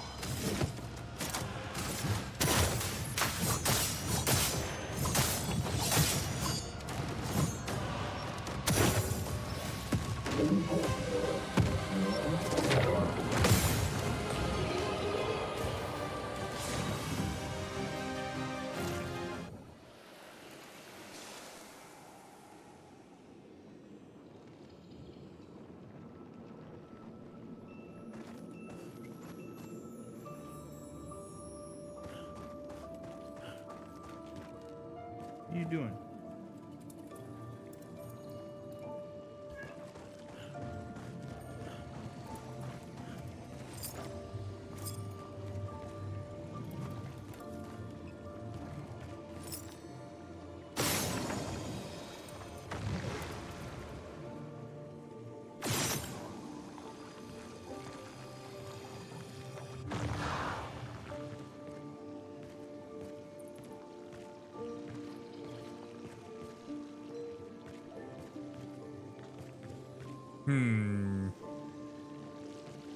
One more. Where would you be?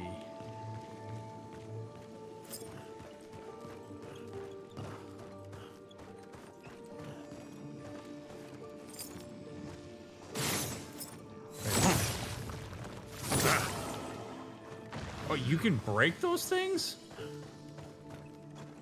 How much shit have I missed out on because I didn't know I could do that? That will help.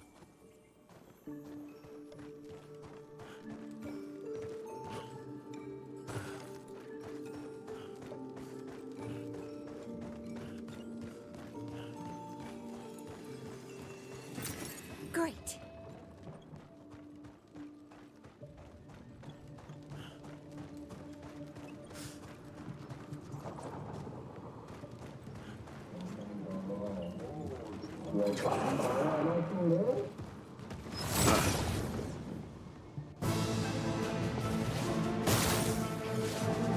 Let's spill some ink.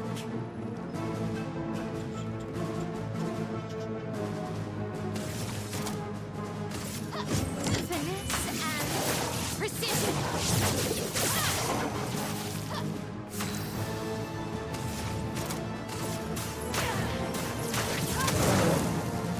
My, what lovely feet.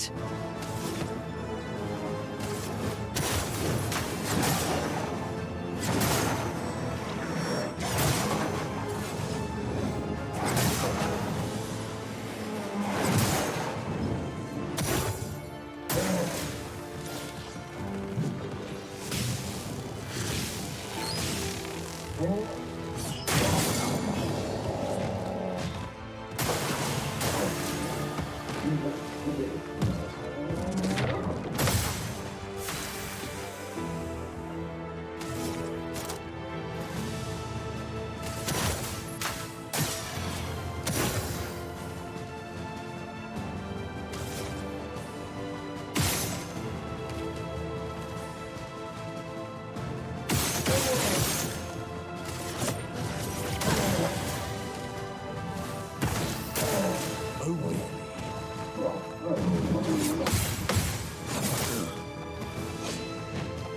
Violence. Let's dance.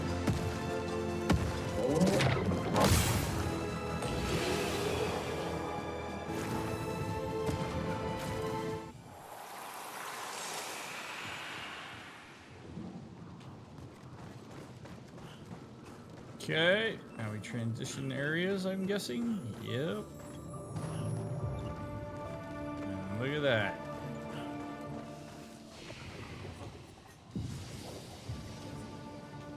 Alright, we shall traverse the remainder of the monolith in part 24. Thank you very much for coming out. Appreciate you all immensely. If you liked this, leave a thumbs up, leave a comment. Follow the links in the description. Come hang out with us live. I would love that very much. Please remember not to spoil on any of the speculations that I make in the comments, of whether they're right or wrong. Seriously, thanks for watching. This is a blast. I'm really enjoying it. And I hope you are too. If you're binging, I'll see you right here in the next episode. If you're waiting for the next one to come out, I'll get it out as soon as I can. Appreciate you. You matter. See you on the next one.